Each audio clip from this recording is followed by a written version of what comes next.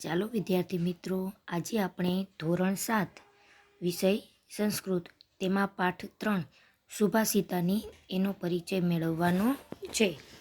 હવે સુભાષિતાની એટલે એનો અર્થ શું થાય?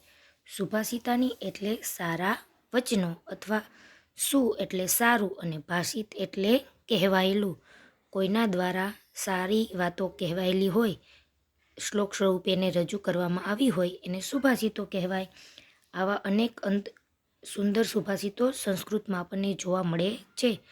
અહીં આ પદ્યમાં આપણને કુલ 6 સુભાષિતો આપવામાં આવેલા છે. તો ચાલો આપણે એ સુભાષિતો સમજીએ.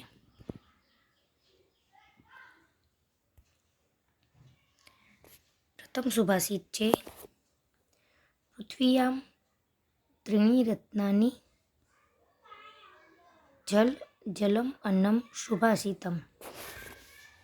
પૃથ્વી પર 3 રત્નો છે. જો અહીં સંધિ છૂટી પાડવાની છે. જલ વત્તા અન્નમ એટલે પૃથ્વી પર 3 રત્નો છે. કયા કયા છે? જળ એટલે પાણી, અન્ન એટલે અનાજ અને ત્રીજું રત્ન છે સુભાષિત. મૂઢૈઃ પાષાણ ખંડેષુ રત્નસંજ્ઞામ વિધીયતે. હવે મૂર્ખ લોકો છે એ પથ્થરના ટુકડાઓને રત્નના નામે ઓળખાવે છે. અત્યારે તમે રત્ન કોને કહો? કે જે હીરા હોય, માણેક હોય, મોતી હોય, એ બધાને આપણે રત્ન કહીએ છીએ. પણ ખરેખર એ રત્નો તો માત્ર શણગાર માટે ઉપયોગી છે. તો જે લોકો એને રત્ન કહે છે, અહીં કવિ એને મૂર્ખ તરીકે ગણાવે છે. ખરેખર પૃથ્વી ઉપર કયા રત્નો છે? તો કે ભાઈ જળ, અન્ન અને સુભાષિત, આ જ 3 રત્નો છે. કારણ કે મનુષ્યના જીવનમાં પાણી અને અનાજનું ખૂબ મહત્ત્વ છે. એના વગર જીવન ટકી શકે નહીં. અને સારા જીવન જીવવા માટે, સારા ઉપદેશ અને બોધ મેળવવા માટે સુભાષિતો પણ ખૂબ જરૂરી છે. એટલે પૃથ્વી ઉપર 3 રત્નો ગણવામાં આવ્યા છે, જળ, અન્ન અને સુભાષિત. તો ફરીથી આખા શ્લોકનું ગુજરાતી સમજીએ. પૃથ્વી પર 3 રત્નો છે, પાણી, અનાજ અને સુભાષિત. પરંતુ મૂર્ખ લોકો પથ્થરના ટુકડાઓને રત્નના નામે ઓળખાવે છે. તો આ સરસ મજાનો શ્લોક છે કે ખરેખર રત્ન કોને ગણાવી શકાય? તો અનાજ, જળ અને સુભાષિત છે, એ જ રત્નો છે. ચાલો હવે બીજો શ્લોક જોઈએ. બીજા શ્લોકમાં શું કહે છે? અયમ નિજઃ પરો વેતિ. આ નિજઃ એટલે મારું છે અથવા પારકું છે.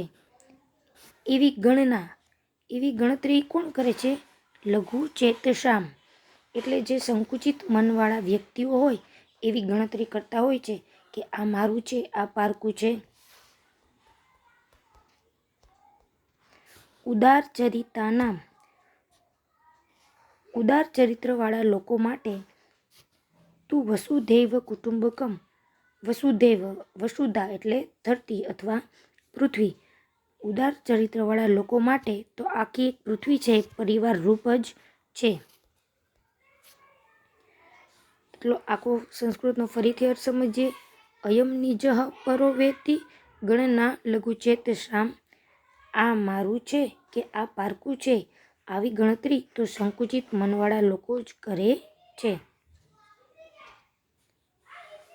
ઉદાર ચરિતાનામ તું વસુધૈવ કુટુંબકમ.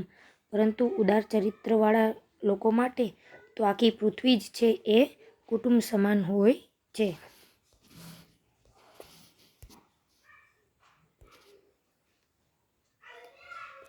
હવે ત્રીજું સુભાષિત છે, નમંતિ ફલિનો વૃક્ષાઃ નમંતિ ગુણીનો જના. શુષ્ક વૃક્ષાશ્ચ મૂર્ખાશ્ચ ન નમંતિ કદાચન. એનો અર્થ સમજીએ. નમંતિ ફલિનો વૃક્ષા એટલે કે ફળવાળા વૃક્ષો નમે છે. તમે વૃક્ષો જોયા હશે, જેમાં ફળ આવેલા હશે એ નમેલા હશે. ત્યાર પછી નમંતિ ગુણીનો જનાહ એટલે જે ગુણવાળા વ્યક્તિઓ હોય જે ઉત્તમ ગુણો ધરાવે છે તે પણ બધાની સાથે નમીને રહે છે, વિવેકપૂર્ણ રીતે રહે છે.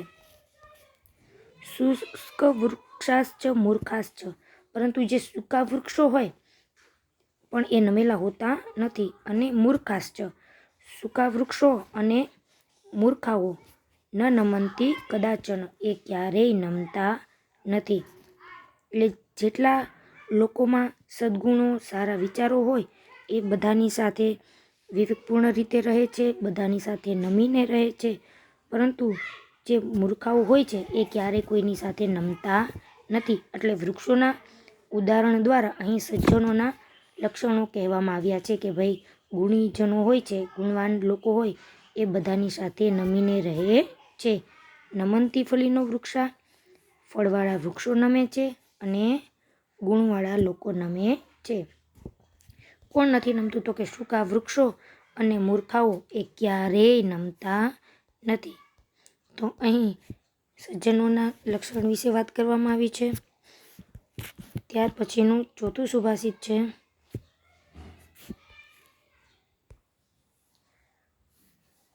ઉદ્યમઃ સાહસમ ધૈર્યમ બુદ્ધિ શક્તિ પરાક્રમ ષડેતે યત્ર વર્તન્તે તત્ર દેવ સહાયકૃત. અહીં શું કહેવામાં આવ્યું છે? યત્ર એટલે જ્યાં. આપણે યત્રને શરૂઆતમાં લેશું જ્યાં. ઉદ્યમ, ઉદ્યમ એટલે પરિશ્રમ, સખત મહેનત, જ્યાં મહેનત છે. સાહસ, શૂરવીરતા. ધૈર્ય એટલે ધીરજ, એટલે જે લોકોમાં પરિશ્રમ હોય, શૂરવીરતા હોય, ધીરજ. બુદ્ધિ, સારી બુદ્ધિ હોય. શક્તિ અને પરાક્રમ. ષડેતે યત્ર વર્તન્તે, જ્યાં આ 6 વસ્તુ છે, તત્ર દેવ સહાયકૃત, ત્યાં. અહીં દેવ એટલે આપણે ભાગ્ય એવો અર્થ કરીશું, ત્યાં ભાગ્ય પણ મદદરૂપ થાય છે. ઘણી વખત આપણે અમુક વસ્તુઓ છે ભાગ્ય ઉપર છોડતા હોય છે કે નસીબમાં હશે તો મળશે, નસીબમાં નહીં હોય તો નહીં મળે. પણ નસીબની રાહ જોઈને બેસી રહેવા કરતાં આપણે પરિશ્રમ કરીએ, સાહસ કરીએ તો આપણને ભાગ્ય છે એ પણ મદદ કરે છે. તો જ્યાં ઉદ્યમ, સાહસ, ધીરજ, બુદ્ધિ, શક્તિ, પરાક્રમ આ 6 છે ત્યાં ભાગ્ય પણ મદદ કરે છે. એટલે બધામાં મહેનત કરવાની શક્તિ, ધીરજ, બુદ્ધિ આ બધા ગુણો હોવા જ જોઈએ. સફળતા મેળવવા માટે વ્યક્તિમાં કેવા કેવા ગુણો હોવા જોઈએ એ આ સુભાષિતમાં સરસ સમજાવવામાં આવ્યું છે. માત્ર ભાગ્યની રાહ જોવા કરતાં આ ગુણો જો વ્યક્તિમાં હોય તો તે સફળતા મેળવી શકે.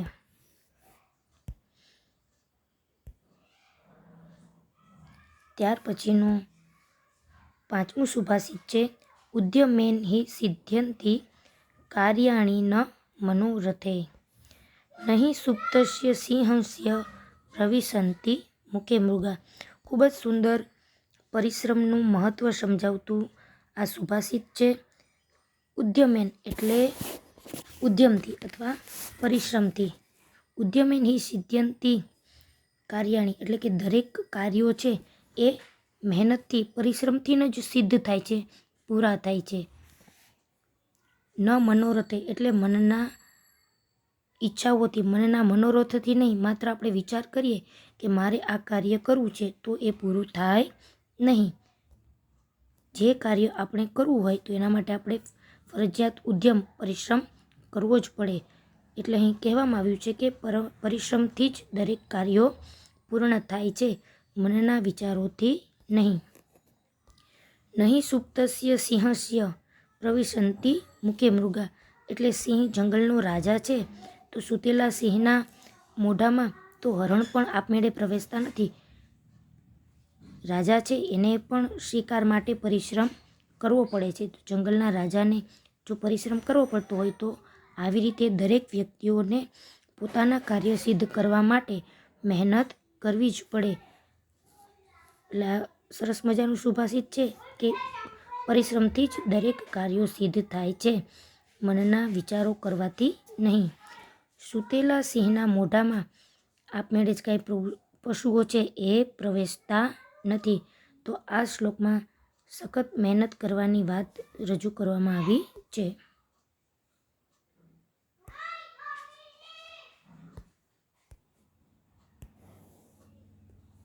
અને છેલ્લો શ્લોક છે દ્રષ્ટિપૂતમ ન્યસેત પાદમ વસ્ત્રપૂતમ પિબેત જલમ શાસ્ત્રપૂતામ વદેત વાણી મનઃપૂતમ સમાચરેત. દ્રષ્ટિપૂતમ ન્યસેત પાદમ, અહીં દ્રષ્ટિ એટલે નજર, પૂતમ એટલે પવિત્ર, એટલે દ્રષ્ટિથી પવિત્ર કરાયેલ જગ્યાએ પાદમ એટલે પગ મૂકવો જોઈએ. તો અહીં પવિત્રનો અર્થ શું કરવાનો કે આંખોથી જોવાયેલી સારી જગ્યાએ જ પગ મૂકવો જોઈએ. વસ્ત્રપૂતમ પિબેત જલમ, વસ્ત્ર દ્વારા પવિત્ર કરાયેલું એટલે વસ્ત્ર દ્વારા ગાળીને શુદ્ધ કરાયેલું જળ એટલે કે પાણી જ પીવું જોઈએ.